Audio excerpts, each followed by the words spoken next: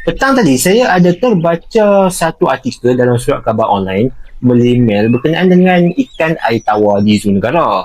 Saya masuk dalam tu, taklah expect 100% accurate fakta dia. Tapi saya tak expect sebanyak tu kesalahan maklumat yang saya boleh dapati dalam satu artikel.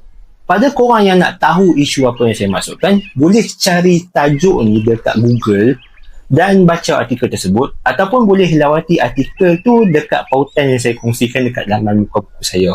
Disclaimer, tujuan video ni bukanlah nak menghantam Zoo Negara maupun nak menghantam penulis artikel. Sebaliknya, saya nak ketengahkan teguran terhadap beberapa kesalahan maklumat yang saya mampu tegur. Sebab kalau nak tegur semua, tak larat pula saya. Panjang pula video ni nanti. Pertama sekali, statement yang Channa perophthalma ocellated snakehead, locally known as haruan palas. Siapa-siapa yang tengok video saya sebelum ni, korang tahu haruan palas tu Channa sama. Channa perophthalma ni pula, dia adalah spesies Channa yang boleh ditemui di Kalimantan dan juga Sumatera. Malah dekat Kalimantan, setahu saya dia orang panggil spesies ni kerendang. Jadi celah mana haruan palas tu?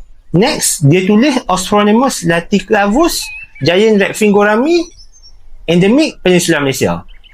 Sejak bila member tu kat negeri ni? Ostronemos laticlavus ni, nama tempatan dia Kalui Sabah, spesies Borneo.